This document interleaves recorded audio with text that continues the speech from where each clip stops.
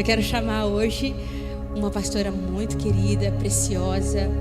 Quando eu ouvi essa pastora pregando pela primeira vez, Deus falou muito comigo. Inclusive, ela não sabe, mas até uma parte da pregação dela virou um louvor lindo que eu pude, no meu momento de devocional, compor ao Senhor. E também é uma canção que fala sobre avivamento. Eu senti um fogo do Espírito Santo através das palavras dela. Não eram palavras, não são palavras, mas é palavra junto com unção, é palavra junto com fogo. Porque quando nós amamos ao Senhor, nós temos paixão, a gente reconhece também. Aquela pessoa que às vezes está falando, aquela mesma paixão queima na gente, sabe? E foi exatamente isso que aconteceu quando eu a vi pregando pela primeira vez lá na igreja, na Promessa Church. Eu quero chamar aqui a pastora querida, a pastora Thaís. Vamos aplaudir a Jesus pela vida dela. Venha, pastora.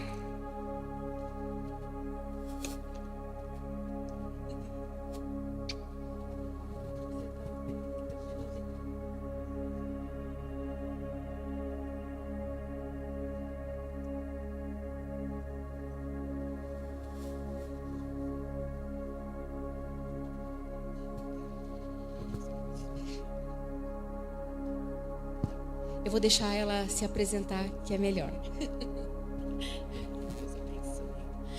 Graça e paz, irmãs. Glória a Deus. Que honra poder estar aqui com vocês nessa noite. Fiquei emocionada. Não sabia disso. Eu também tenho um testemunho sobre a sua vida, sobre essa casa. Eu vou contar depois, tá? Bom, eu me chamo Thaís. Sou pastora ali na Promessa Church, junto com meu esposo. Estou aqui nessa noite, vou falar na ordem para não me perder. Estou aqui com a minha filha Tainá, com a minha filha Milena, com a minha mãe, missionária Rose, com a minha mãe na fé, pastora Odete, e com a minha amiga, companheira, pastora Lúcia. Elas estão comigo aqui nessa noite. Vieram adorar Jesus junto com a gente.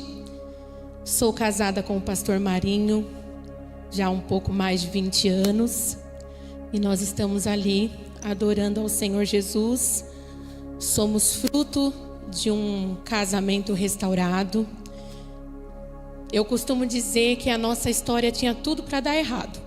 Não sei se você conhece alguém assim, que tinha tudo para ter tido um futuro triste, uma história triste, mas até que Jesus, o nosso restaurador, entrou na minha vida, entrou na minha casa e mudou a história da minha família. Então, eu sempre falo sobre restauração porque eu sou fruto disso. Jesus fez isso na minha vida, continua fazendo todos os dias. E eu quero ministrar algo que o Espírito Santo colocou no meu coração nessa noite, junto com você, junto com as mulheres aqui, nesse encontro de amantes. Deixa eu falar do livro, senão eu vou esquecer. Meu marido não está aqui para me cobrar, mas ele sempre cobra. Ele fala, como que pode? Escreve e não fala do livro. Sou boa para escrever, mas não para fazer propaganda. Gente, o Senhor me deu esse livro, que chama Acenda a Luz. Aqui eu conto um pouquinho da minha trajetória, daquilo que Jesus fez. Mas, acima de tudo, eu gosto de dizer que aqui nesse livro é a construção de uma mulher que deseja ou que quer ter uma intimidade com Deus.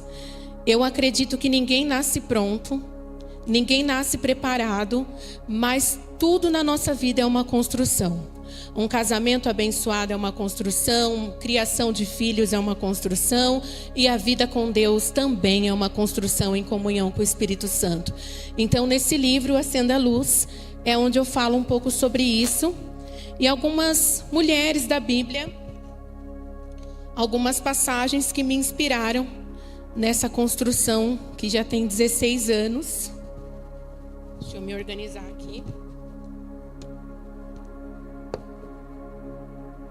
E que possa inspirar a sua vida também. Depois, no final, uma das minhas filhas ou as duas, não sei quem vai hoje, vai lá me ajudar.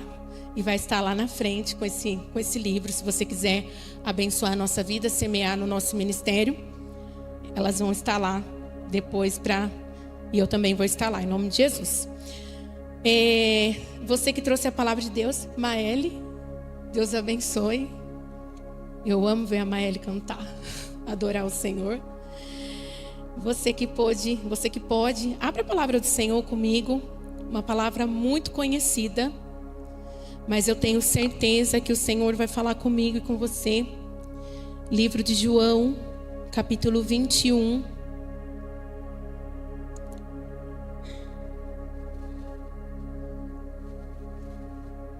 Nós vamos ler a partir do versículo 15. E eu creio que o Senhor vai continuar falando conosco.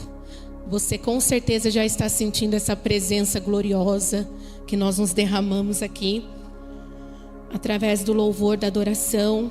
Mas eu creio que Ele tem um pouco mais para as nossas vidas nessa noite. João capítulo 21 vai dizer assim, a partir do versículo 15. Depois de comerem, Jesus perguntou a Simão Pedro: Simão, filho de João, você me ama mais do que estes? Disse ele: sim, Senhor, tu sabes que eu te amo. Disse Jesus: cuide dos meus cordeiros. Novamente Jesus disse: Simão, filho de João, você me ama? Ele respondeu: sim, Senhor, tu sabes que te amo. Disse Jesus: pastorei as minhas ovelhas. Pela terceira vez ele lhe disse: Simão, filho de João, você me ama? Pedro ficou magoado por Jesus lhe ter perguntado pela terceira vez: você me ama? E lhe disse: Senhor, tu sabes todas as coisas e sabe que eu te amo. Disse-lhe Jesus: cuide das minhas ovelhas. Amém? Queridas, esse texto, como eu disse, é um texto muito conhecido. E o capítulo 21 do livro de João vai começar dizendo: depois disso apareceu novamente Jesus. E depois disso, você conhece a história, logo após a morte e crucificação, ressurreição de Jesus. E depois de toda aquela situação que havia acontecido ali em Jerusalém, depois daquele clima de terror, de pavor, de medo, João 20 vai relatar o momento onde Jesus aparece a Maria Madalena e todo aquele cenário que envolveu. Mas nós vamos chegar aqui em João 21, onde nós vamos ver um discípulo, um homem escolhido pelo Senhor, onde o início do seu chamado vai iniciar lá em Lucas 5, onde Jesus faz a Pedro o convite que muitas vezes Ele faz para mim e para você, quando nós nos achegamos na presença do Senhor. Quando nós, como eu disse aqui, falando do livro, quando nós iniciamos uma construção de um relacionamento com Deus, quando nós nos lançamos na presença do Senhor, basicamente acontece isso conosco. O Senhor faz um convite, um chamado, lança sobre nós uma promessa. E com Pedro não vai ser diferente. É o momento onde Jesus vai dizer para ele: olha, a partir de agora você não é mais pescador de peixes, você vai ser pescador de homens. E tudo ali é muito lindo o que acontece. Só que muitas vezes nós nos esquecemos que depois de uma promessa, depois de um convite, depois de um chamamento do Senhor, vai existir um processo nas nossas vidas. Vai existir uma trajetória a ser trilhada até que se cumpra tudo aquilo que Ele determinou nas nossas vidas. E é bem verdade que é nesse trajeto e é no processo onde muitas vezes nós retrocedemos, onde muitas vezes a dúvida entra no nosso coração, onde muitas vezes nós questionamos: será que foi Deus mesmo que falou comigo? Será que eu estou certo daquilo que eu ouvi? Será que Ele não se engana? Nós, muitas vezes, imaginamos o Senhor como a nossa cabeça.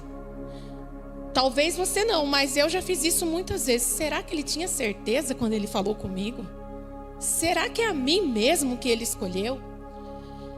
E ali vai começar uma jornada de 3 anos e meio, onde Pedro caminha com Jesus.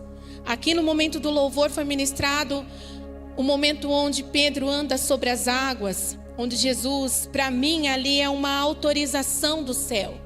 É Pedro dizendo: se é o Senhor, manda que eu vá contigo. E Jesus vai falar: então vem. Para mim é uma autorização do Senhor, dizendo para ele: eu te autorizo, pode vir que eu sou contigo, pode vir caminhar. E ele vai até um momento, mas ele fraqueja, sente medo. Mas fato é que essa caminhada vai durar 3 anos, 3 anos e meio, onde Pedro vai andar com Jesus, ouvir Jesus, ver Jesus fazendo coisas e muitas coisas, milagres incontáveis. Onde Jesus, por algumas vezes e nos últimos momentos, até mesmo falou para eles acerca do que viria, acerca da sua morte, do que era necessário que ele passasse. Mas eu costumo dizer uma coisa, que ouvir que vai acontecer algo é uma coisa. E quando a gente ouve, a gente até se alegra, dependendo do que é. Ou, não, eu estou contigo, não, nós vamos conseguir, nós vamos passar. Mas a dificuldade vem quando de fato a situação acontece. Então, uma coisa é ouvir o que vai acontecer, ouvir o que vem por aí. Outra coisa muito diferente é estar na situação, é passar por ela. E quando esse momento chega, alguns momentos antes disso acontecer, Pedro vai fazer uma coisa que eu aprendi também, a duras penas, a nunca dizer nunca. E talvez você que está aqui já vivenciou situações como essa, de você dizer: eu nunca faria tal coisa. Eu nunca estaria em tal lugar. Eu nunca falaria uma coisa dessa. Eu nunca agiria assim. E vai chegar um determinado momento onde, em um diálogo entre Jesus e Pedro e os seus discípulos, Pedro vai dizer essa frase, traduzido por mim, tá? Jesus, eu estou pronto para morrer contigo, se preciso for. Eu nunca vou te abandonar. E Jesus vai dizer para ele: Pedro, Pedro, se você soubesse o que as cenas do próximo capítulo, você não ia dizer isso. Porque eu vou te dizer que essa noite ainda, antes que o galo cante 3 vezes, você vai me negar. Eu nunca. Queridas, quando eu olho para Pedro fazendo isso, e pensando que ele é uma pessoa que estava caminhando lado a lado com Jesus, aprendendo com ele, vendo tantas coisas. E nós ministramos tanto sobre o perdão, e perdoar já é algo bem delicado. Apesar de saber que perdoar não é um sentimento, é uma decisão, é delicado. Mas sabe o que eu tenho aprendido com Jesus? E através da vida de Pedro? Que às vezes, ou quase sempre, o perdão mais difícil é dar a si mesmo. É difícil perdoar o outro, mas é muito mais difícil se perdoar. É quando nós vivenciamos esse tipo de situação de dizer: eu nunca vou fazer isso. Eu nunca vou agir dessa maneira. E de repente você se vê, a vida toma caminhos, toma proporções, decisões erradas que nós tomamos, direções sem falar com o Senhor, momentos onde nós deixamos a emoção tomar conta de nós, tantas situações, e quando a gente se depara que a gente está fazendo exatamente aquilo que a gente disse: eu nunca. E aí a Bíblia vai continuar relatando que chega o momento onde Jesus é preso, onde acontece aquela noite de terror, e Pedro de fato vai negar o Senhor por 3 vezes. E a Bíblia vai dizer que na 3ª vez que ele nega, Jesus fita os olhos nele. E a Bíblia vai dizer que então naquele momento Pedro, ao olhar o olhar de Jesus, e diante de todo aquele cenário, eu imagino comigo, ele lembrando do eu nunca que ele disse. E naquele momento os olhos de Jesus, e se você já provou do olhar de Jesus, você está entendendo o que eu estou falando. Aquele olhar que penetra toda a nossa alma. Aquele olhar que é mais profundo do que o raio-x que possa existir.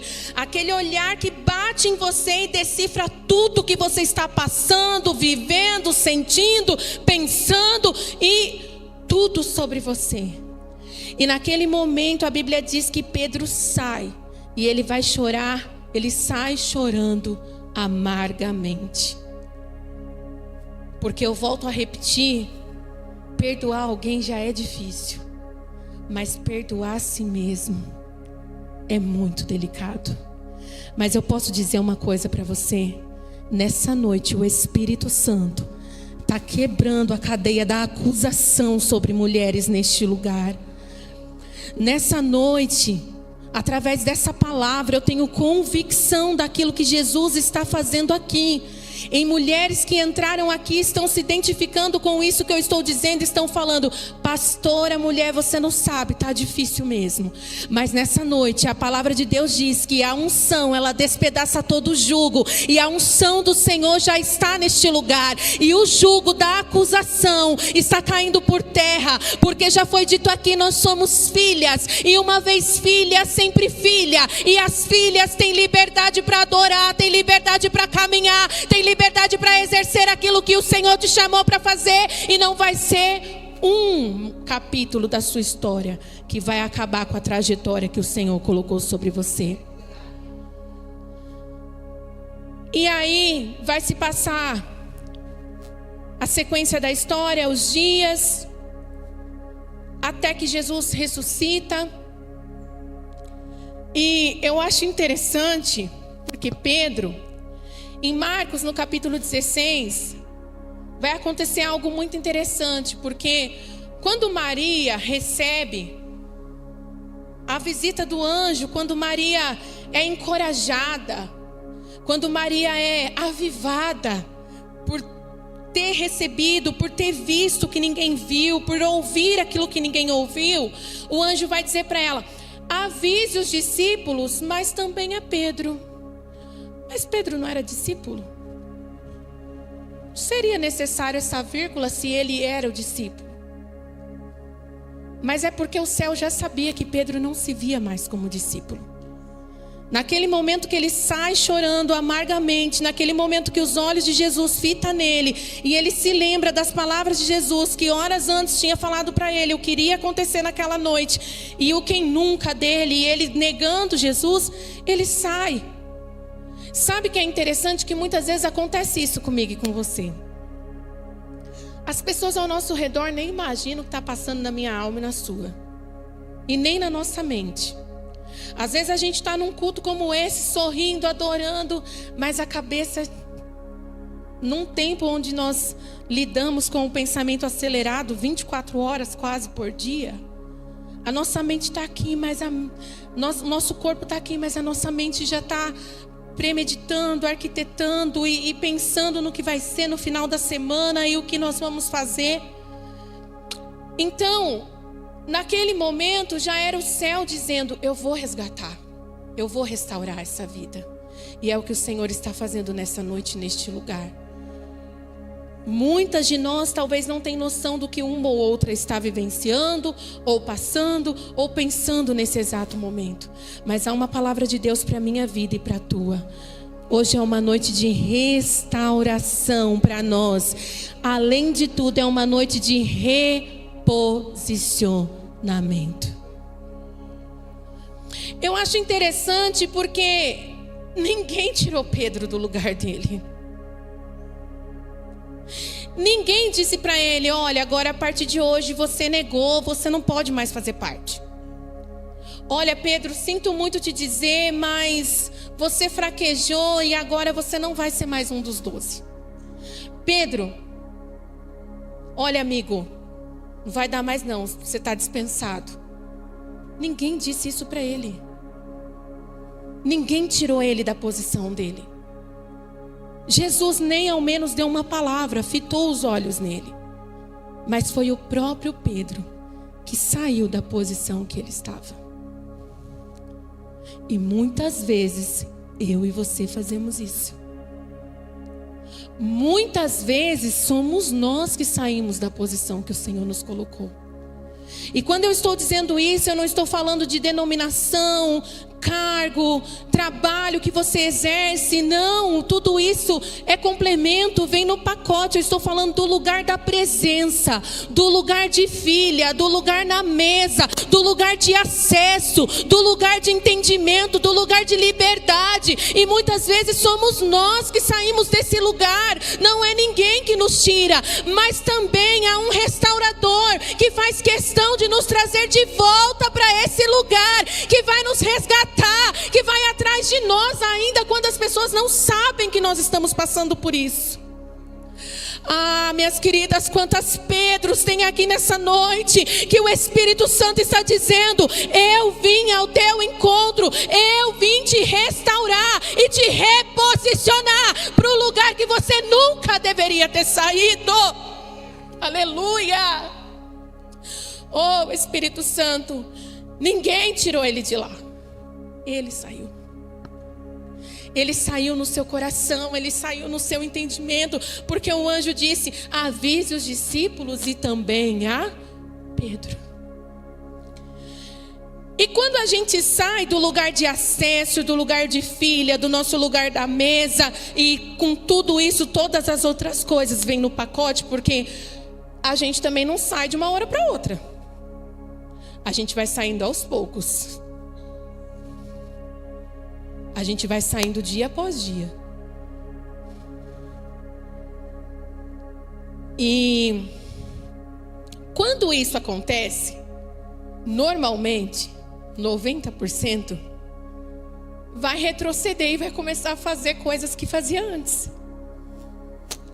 Porque quando nós estamos nesse lugar de filha, nesse lugar de acesso, nesse lugar da presença, e a presença nos corrige, a presença nos constrange, a presença nos consola, a presença nos encoraja, a presença nos ilumina, a presença abre os nossos olhos, abre os nossos ouvidos. Então a tendência é que nós andemos sempre para frente. Mas quando nós saímos desse lugar e vamos nos distanciando, a tendência é que nós venhamos andar para trás. E sem perceber, daqui a pouco nós estamos fazendo o que fazíamos antes. E isso é tudo, queridas. Desde os pensamentos de antes, as palavras que falávamos antes, as atitudes. Às vezes eu brinco com meu esposo e eu falo assim para ele: menino, não ressuscita quem já morreu. Vocês estão me entendendo, né?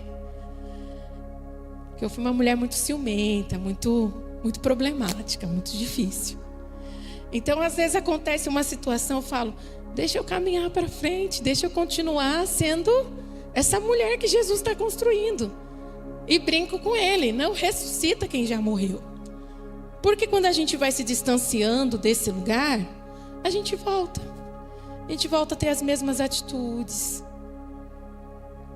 a gente volta a tratar as pessoas da forma que nós outrora tratávamos, pensamentos, enfim. E aí o Espírito Santo vai ministrando ao teu coração. Sabe, irmãs, que eu sinto isso no meu espírito, eu tenho ministrado isso lá na nossa igreja constantemente. Que eu acredito, pastora, que nós não estamos vivendo uma reforma. Como a minha mãe fez muita reforma, então eu tenho esses lances assim. Quando nós estamos fazendo uma reforma, a gente muda a forma das coisas, né? A parede era tal cor, a gente vai lá e muda a parede de cor. A gente troca o móvel, a gente muda a porta de lugar. Ah, a porta era aqui, agora eu não quero mais aqui, vou pôr lá no outro lugar. Isso é uma reforma. Restauração é diferente. Restauração traz a forma original.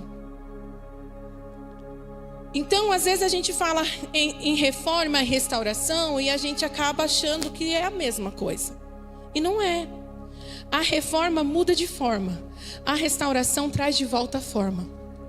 Quando a gente pega uma peça ou fotografia antiga e você leva num restaurador, ele não vai mudar a cor, ele vai fazer de tudo para que aquela foto fique mais parecida com a original possível. Ou uma peça de artesanato, né? Mesmo, e algo só é restaurado quando é desgastado pelo tempo. Então desgastou o tempo, desgastou aquilo, a gente vai lá, leva no restaurador para que o restaurador traga a forma. Sabe o que eu sinto no meu espírito? Que Jesus está fazendo isso no meio do teu povo. No meio daqueles que querem mais, no meio daqueles que estão buscando. Como a pastora disse aqui, que esse é o encontro das filhas apaixonadas. E é em nosso meio, a restauração vai começar conosco. Não vai recomeçar com aqueles que não estão buscando. Não vai começar com quem não está com sede. Não vai começar com quem não tem fome. Vai começar comigo e com você, as fominhas, as famintas, as sedentas por Ele. Porque Ele vai trazer nós de volta à forma original. Aquilo que nós perdemos durante o trajeto, durante o tempo, aquilo que foi desgastado, Ele vai trazer de volta. É por isso que eu entendo que Jesus foi restaurar Pedro. E aí Pedro está fazendo o que, pastora? Pescando. Essa vida de discípulo não deu. Achei que ia ser uma coisa, foi outra. Achei que ia ser uma revolução, que ia acontecer. Mal sabia ele que uma revolução muito grande aconteceu e acontece até hoje. Por isso que nós estamos aqui. Mas como ele estava acostumado com o que era palpável, achava que a revolução ia vir contra o governo romano, que Jesus ia ser mais alguém, ele se perdeu no meio do caminho. Porque ele colocou as expectativas dele em algo que Jesus nunca falou que ia ser daquele jeito. Mas talvez ele deduziu, sabe como a gente deduz as coisas? O Senhor fala algo pra gente, a gente acrescenta mais um ponto, coloca mais uma florzinha, e de repente a gente se perdeu do projeto original. E aí a gente se frustra com as pessoas, com Deus, com o chamado, com o ministério, com a unção que Deus nos deu. E o Senhor está falando, mas eu nunca disse para você que ia ser assim.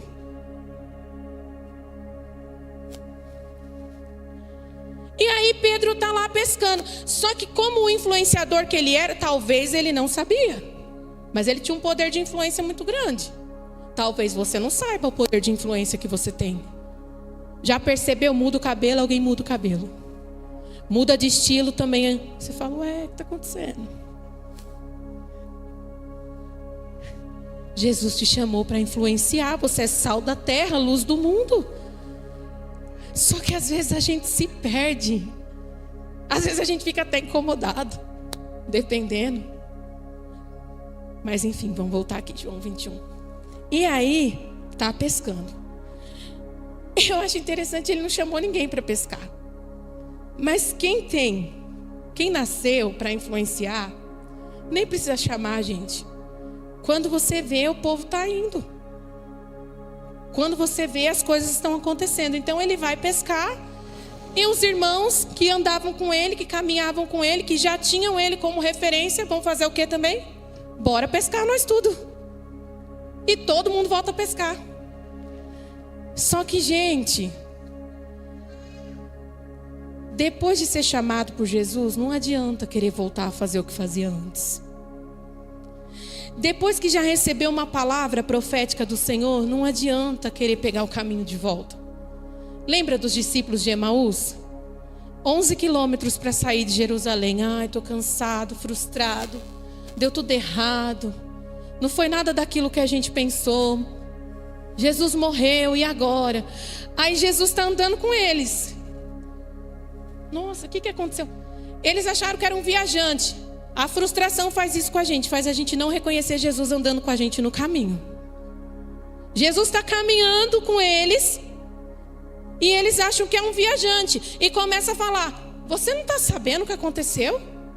A loucura que está Jerusalém. Só você é o único que não sabe. E aí, gente, o que eles são obrigados a fazer depois? Fazer o caminho de volta. 11 quilômetros para sair de Jerusalém. Tiveram que caminhar mais 11 para retornar para o lugar do propósito. Porque Jesus sempre vai vir ao nosso encontro e vai fazer a gente retornar. Então a palavra de Deus para nós hoje é: já volta agora. Porque quanto mais você caminhar, vai ser o passo para voltar para trás, para voltar para o lugar do propósito. Pegaram nada, frustrados. Aí Jesus chega e vai usar a palavra mágica: filhos, vocês têm alguma coisa para comer?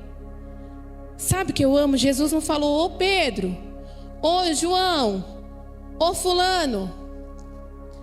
Jesus chama eles de filhos, porque uma vez filho, sempre filho.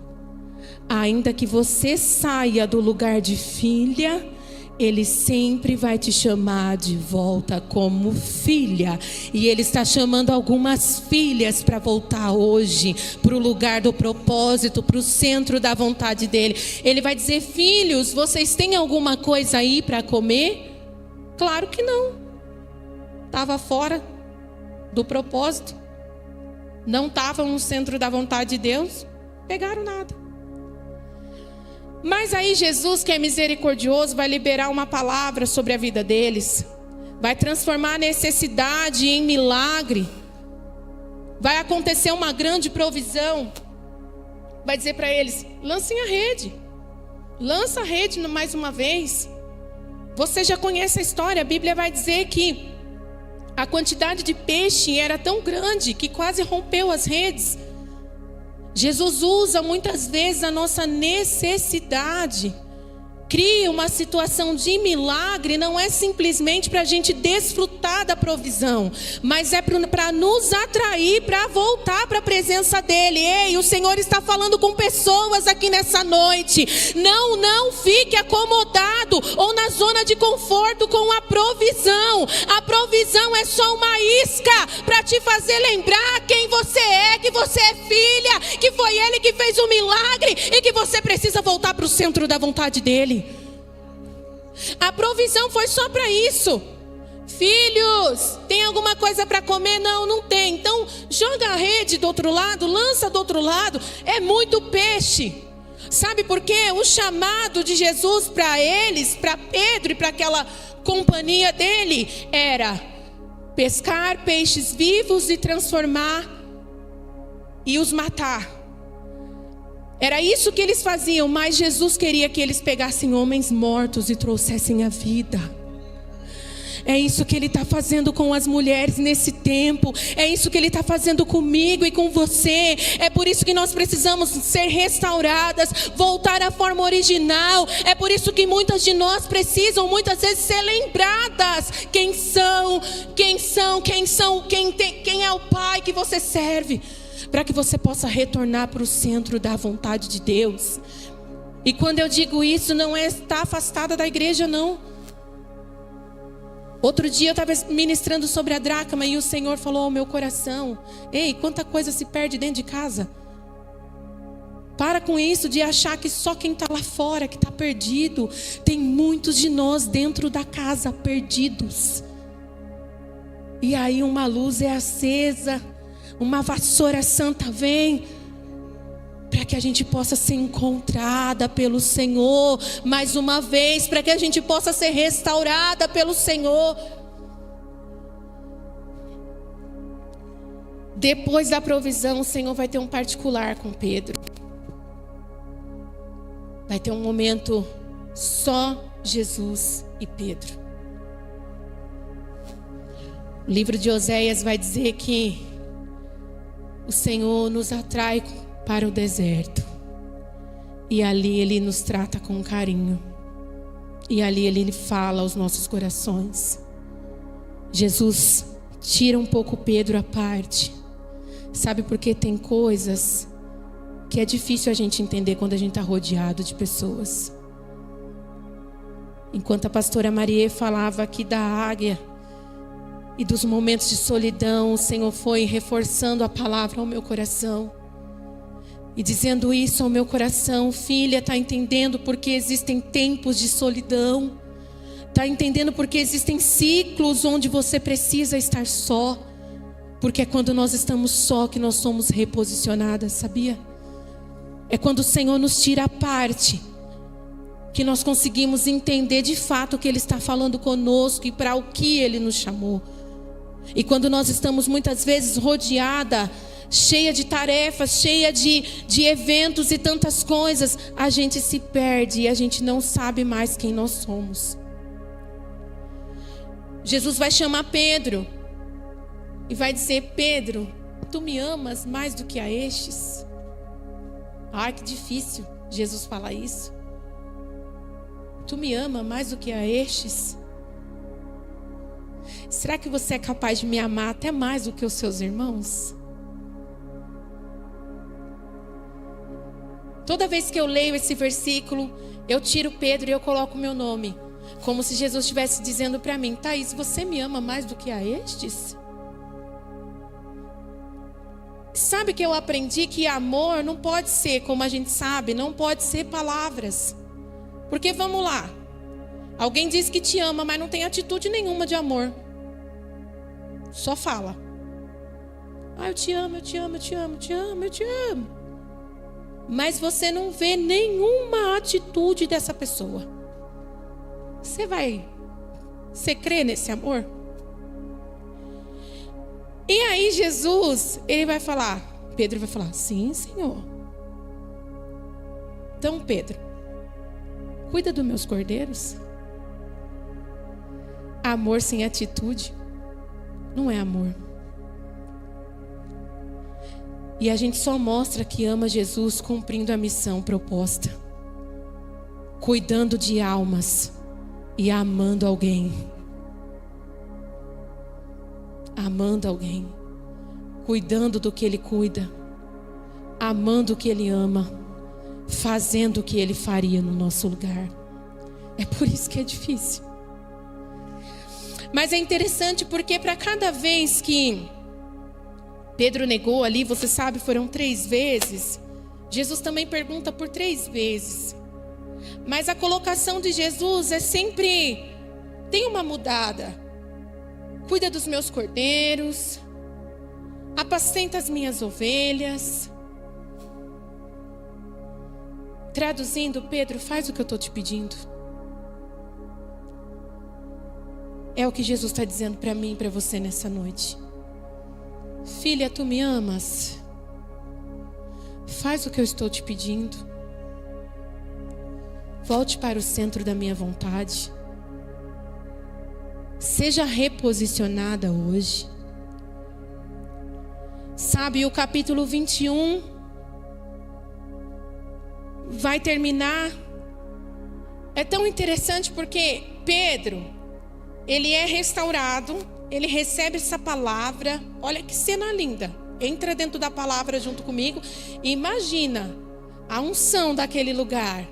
Jesus te chamando de canto, curando teu coração, restaurando você, te colocando de volta no lugar do propósito.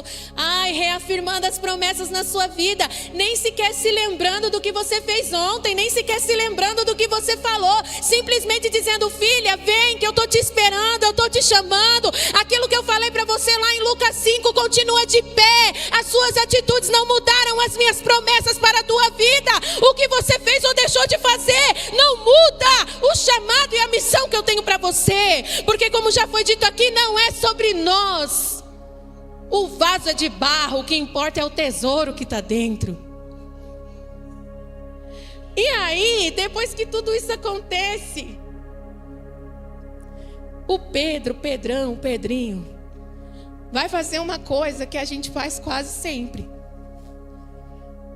Depois de receber uma palavra, uma direção, ai meu Deus do céu, vou sair cheia da presença. Ele vai olhar para a vida de João e vai falar para Jesus: Jesus, e João, o que vai ser dele? Gente do céu, quantas vezes a gente faz essas coisas. Ainda bem que Jesus não é a gente. Eu sou sanguínea, então graças a Deus que ele não é igual eu. Pedro vai falar: e João, o que vai ser dele? E Jesus vai falar para ele, bem educado, graças a Deus: o que te importa? O que te importa, Pedro? Traduzindo com as minhas palavras, tá? O que você tem a ver com isso? Se eu quiser que João viva eternamente, você tem a ver com isso? Se eu quiser que João vá rodar as nações, que você tem a ver com isso? Se eu quiser que João fique aqui sentado, o que você tem a ver com isso? Sabe que a comparação é a nossa maior inimiga? Porque às vezes a gente não se atenta daquilo que Jesus tem com a gente. A gente não se atenta daquilo que Ele tem para fazer na nossa vida. Eu amo a palavra de Deus porque eu aprendo, e até mesmo na palavra da ceia, toda vez que é ceia, pelo menos eu acredito que aqui seja assim também, a gente faz a leitura do livro de Coríntios e fala: examine-se, pois, o homem a si mesmo, e assim coma e beba. E por muitas vezes na palavra de Deus a gente vai ver sempre o Senhor direcionando para que a gente cuide de nós. E depois de cuidar da gente, daí a gente ajuda o outro. Até no avião, a instrução é: primeiro você põe sua máscara, se acontecer alguma coisa, primeiro. Mas a gente, ser humano, tem uma dificuldade. A gente sempre quer olhar o que está acontecendo com João. E enquanto a gente está olhando para João, a gente está perdendo tempo de cumprir a palavra profética que foi liberada sobre a nossa vida. Enquanto a gente está aqui, nossa, e o João? E o João? O que será que está fazendo o João? E o relógio do chamado de Deus está assim, para nós. E aí Jesus vai falar para ele isso: o que te importa? Sabe o que eu aprendo com isso? Sirva você. Adore você, tenha fome de Deus você, se santifique, busque, vá, quantas vezes for necessário, quantos cultos você tiver que ir, quantos encontros, quantos secretos com Deus. Sabe por quê? É natural que aquilo que a gente está cheia vai transbordar. É natural, porque a gente só pode dar aquilo que a gente tem, e a gente só transfere aquilo que está dentro de nós. Então quando você busca, quando você se santifica, quando você ora, quando você se entrega, quando você decide no seu coração servir ao Senhor com alegria, com intensidade, com fervor, com constância, é decisão. E a nossa decisão não pode estar pairada na vida do outro, porque não é sobre ele. Não é. Eu sei que muitas de nós, muitas vezes lutamos e oramos pelos nossos casamentos. Eu fiquei 5 anos, irmãs. 5 anos. E quando Jesus fez, Ele fez do jeito dele. Mas quando Ele fez, quando eu entendi que não tinha nada a ver com meu esposo, que Ele queria o meu coração primeiro, que Ele ia transformar o meu esposo, porque Ele já tinha uma promessa, Ele já tinha uma palavra. E quer saber? Sem ter nada a ver comigo. Mas como Deus une propósito, estamos aqui, graças a Deus. Mas a vida começou a mudar quando eu entendi que não tem nada a ver com João. Quando eu entendi que eu não posso fazer a obra do Espírito Santo, que eu não sou o Espírito Santo, e que só o Espírito Santo convence do pecado, da justiça e do juízo. Quando eu entendi que o meu esposo, as minhas filhas, as pessoas que eu amo, as pessoas da igreja, elas são de Jesus antes de ser minha de alguma forma. E se são dele, ele cuida melhor do que eu e você. Se são dele, ele vai trazer para ele, ele vai atrair. Mas até que se aconteça isso, Ele quer o teu coração. Até que aconteça isso, Ele quer você no centro da vontade dEle. E eu chegava nos cultos, muitas vezes, eu já tinha as duas. No início eu fui só com uma, depois engravidei, fui grávida há muito tempo, depois nasceu. E o culto da família, onde o pastor dizia...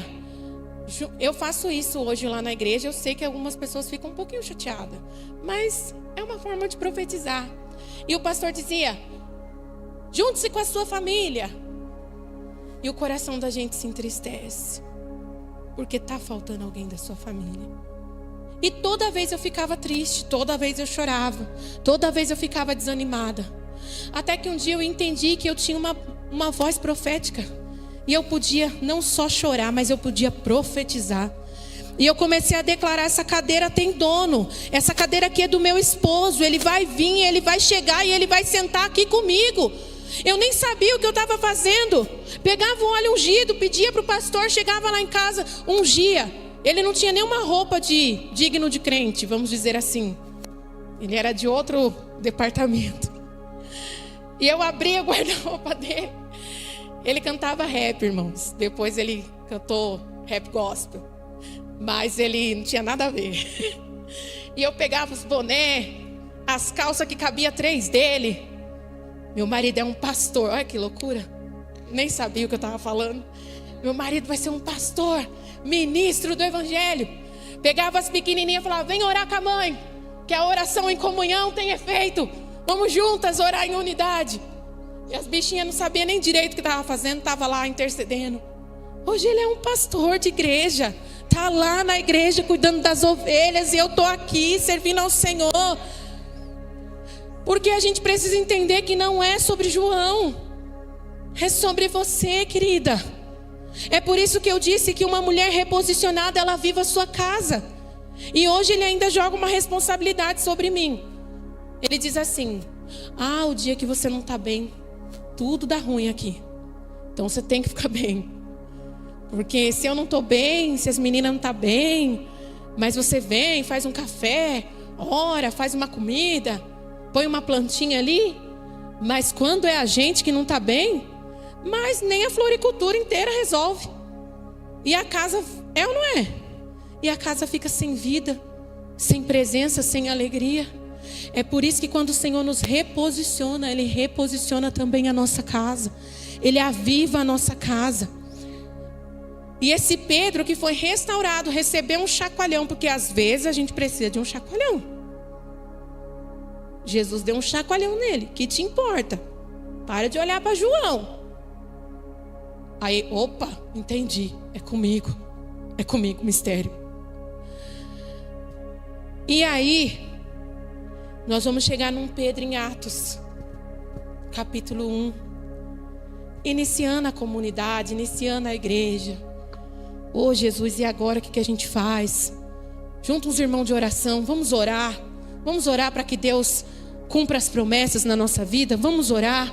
Capítulo 1, eles estão orando, estão aprendendo, ainda um pouquinho tímido, restaurado, curado, mas ainda para onde vamos, como vai ser, o que vai acontecer.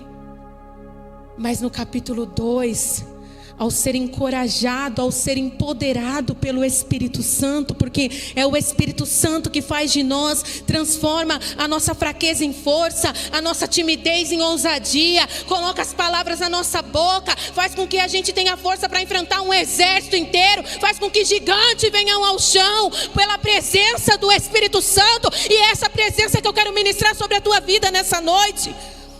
Atos 2, o Espírito Santo toma aquele lugar, toma aquele ambiente. Agora aquele Pedro que outrora estava se sentindo não mais discípulo, foi restaurado, foi chacoalhado, começou uma oração tímida.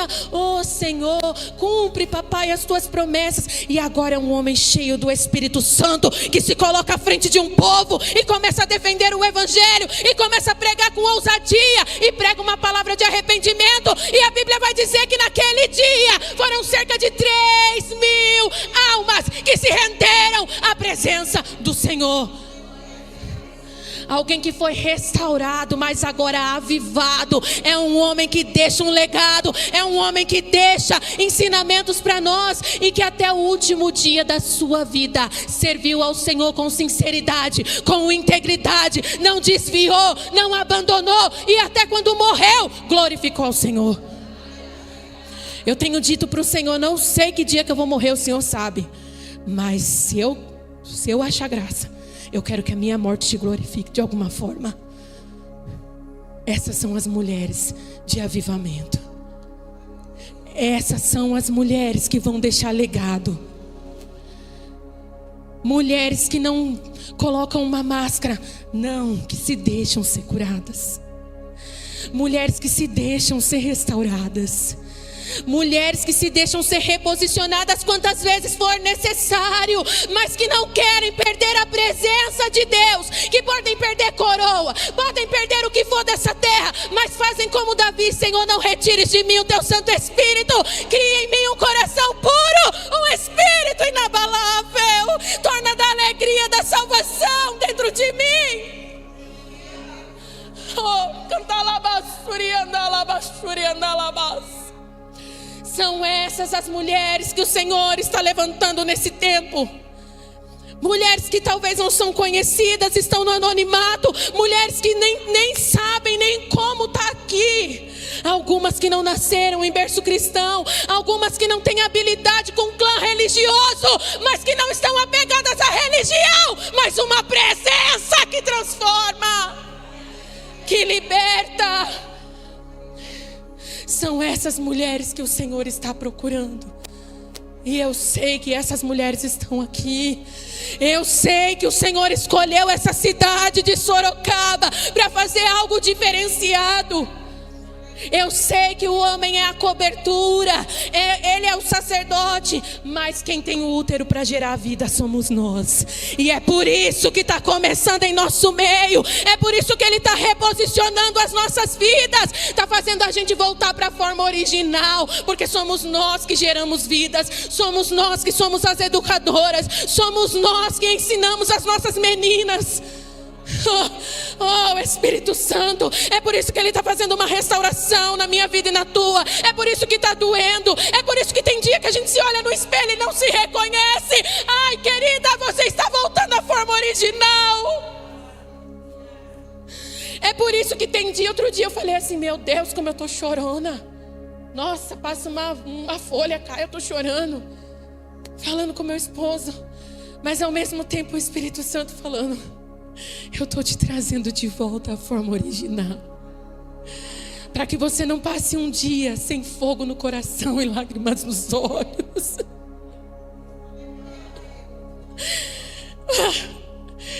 O Senhor Jesus está nos restaurando, queridas, de uma forma que às vezes a gente vai falar: meu Deus, o que está acontecendo comigo? Te restaurando ao ponto de você estar na fila do mercado e Deus te dá uma palavra sobre a vida de alguém naquele momento, e você fala: Senhor, eu nem conheço, eu estou na fila do mercado. Vai lá, porque eu estou te trazendo de volta à forma original. Os profetas do primeiro século eram dessa forma. Quando o inimigo estava chegando nos muros, o profeta dentro do quarto já sabia e já tinha estratégia de Deus. São as mulheres de avivamento. São as mulheres simples como Dorcas. Não tem nome, não tem fama, não tem conhecimento, nem tem nada, mas tem túnica, tem linha, tem uma costura dentro da casa dela, e ela faz o que ela pode com o que ela tem, aonde ela está. E um movimento de mulheres começa a acontecer naquele lugar, naquela Jope. Porque mulheres que são avivadas não ficam olhando para o tempo. Mulheres avivadas não dão desculpa, não dão justificativa.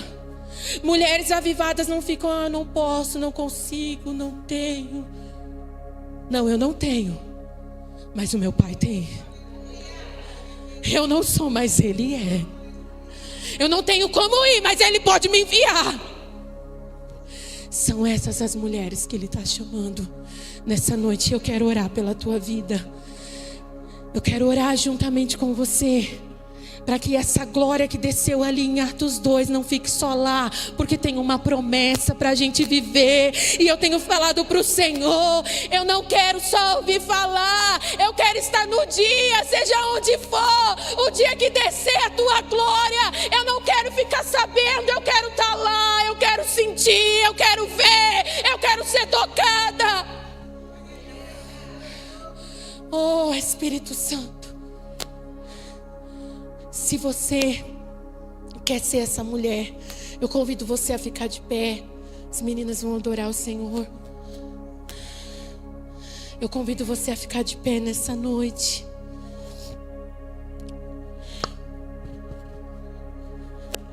E fazer a sua entrega ao Senhor mais uma vez. Senhor, me reposiciona.